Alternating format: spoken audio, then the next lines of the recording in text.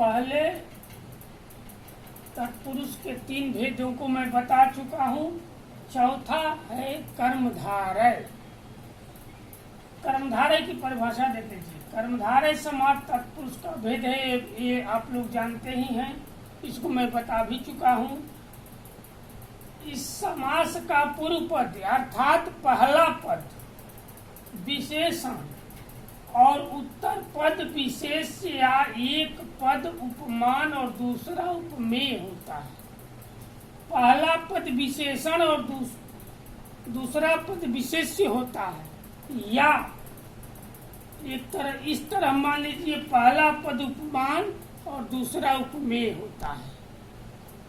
यही है कर्मधारय समास की पहचान। यदि इसको आप समझ लिए तो कर्मधारय समास की पहचान आप लोग तुरंत कर लेंगे, कोई समस्या नहीं है।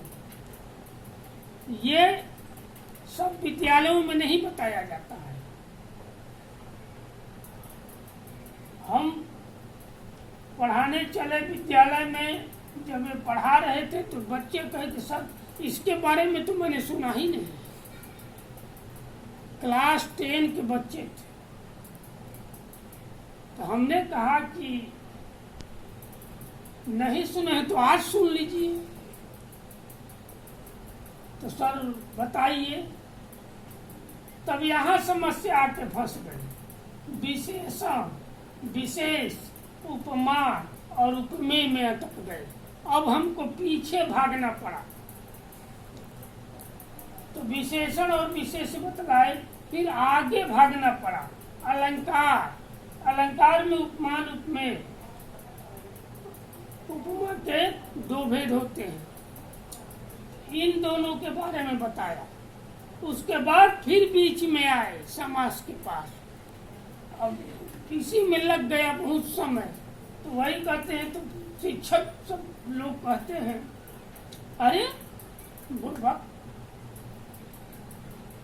अभी तक ये नहीं जानते हो, अब हम पीछे चलें। जबकि यथार्थ यही है कि साहब स्वयं नहीं जानते। तो चलिए मैं बता दे रहा हूं, पढ़िए, इसको ध्यान दीजिएगा। जैसे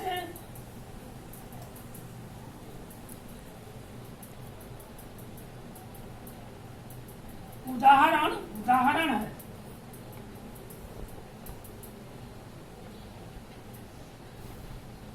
उदाहरण,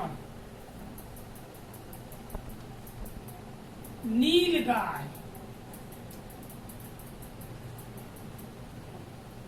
नील गाय,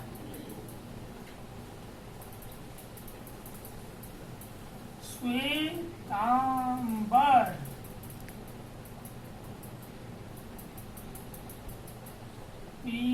पीतांबर। दूसरा, तीसरा,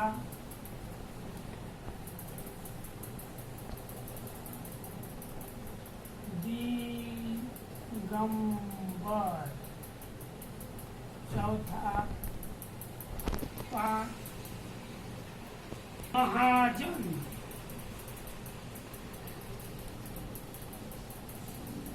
अब देखिए 5 उदाहरण हमने दिया है, और छठा ले लीजिए नीलांबर।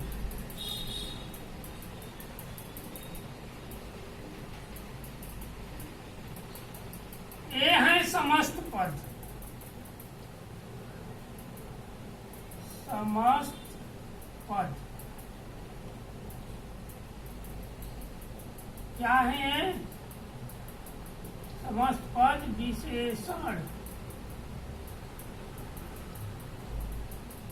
और विशेष हो गया। ये है समस्त पद, विशेषण और विशेष। ठीक। अब देखिए, इसको हटाइए, इसी का है, इसी का समस्त पद है। इसको यहां लिख दीजिए।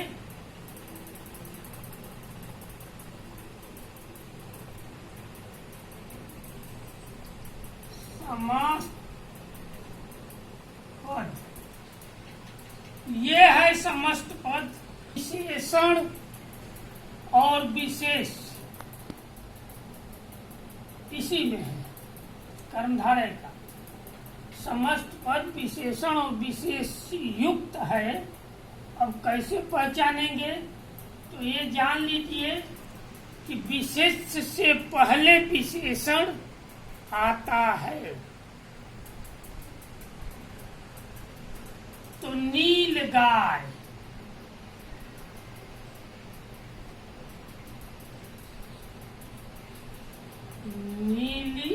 नील गाय, तो नील गाय का अर्थ हुआ नीली है जो गाय।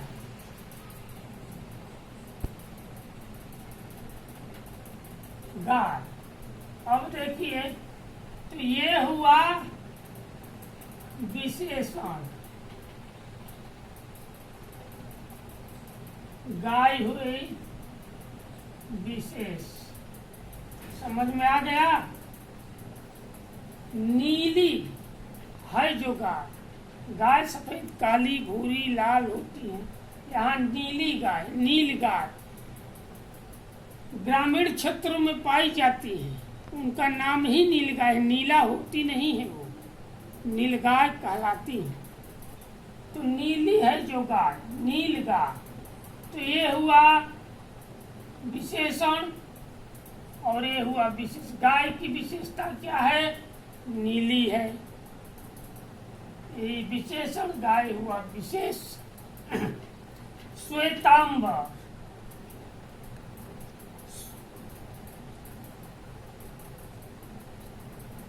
श्वेतांबर। अब ये थोड़ा इधर उधर होगा, शब्द ऐसा ही है। ये श्वेत है जो अंबर, तब यहाँ यही होगा, यही है, ये भी यही है, ध्यान दीजिएगा।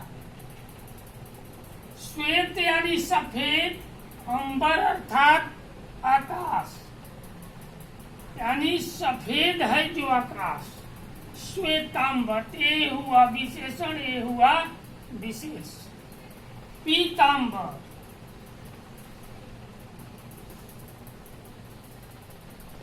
क्या है जो है जो अंबर। एक बात और ध्यान दीजिएगा, अंबर के दो अर्थ हैं। पहला आकाश और दूसरा वस्त्र। पीतांबर का भी दो अर्थ होता है, पीला है जो वस्त्र या पीत है जो अंबर, पीला है जो आकाश, दोनों हो सकता, यही होगा, याद रखिएगा। दिगंबर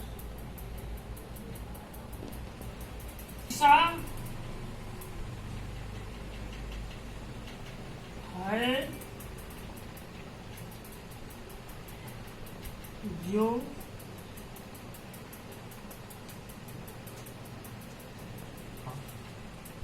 यही होगा, सब में यही आएगा। महाजन में भी महा हैं जो जन, या महान हैं जो जन। जन अर्थात व्यक्ति, व्यक्ति मनुष्य। नीलांबर, नीला है जो अंबर।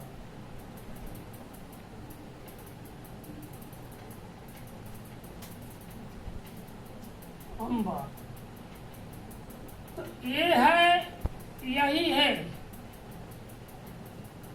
पहला विशेषण, दूसरा विशेष, याद रखिएगा। पहला विशेषण, दूसरा विशेष। विशेषण शब्द विशेष से पहले आता है, इतना ध्यान दीजिएगा। दिग अर्थात होता है दिशा। अंबर यानी लिख सकते हैं वस्त्र या आकाश, कुछ भी हो सकता है, दोनों अर्थ है। तो महान है जो जन, महाजन। नीला है जो अंबर, नीलांबर। तो ये समस्त पद हैं और उसी का ये तो बना समास है विशेषण विशेष। समझ में आ गया होगा कि समस्त पद तोड़ने के बाद क्या होता है। तो तोड़े हैं तो विशेषण और विशेष बनकर आया है। वैसे ही उपमेय, उपमान और उपमेय है।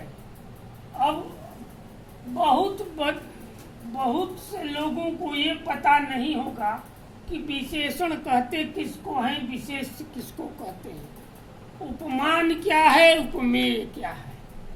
इसको तो बताने में बहुत लंबा चला जाएगा, लेकिन फिर भी बताएंगे। लंबा कितना भी हो, जानकारी होनी चाहिए। तो विशेषण और विशेष तो मैं बता चुका। अब रह गए उपमान और उपमेय।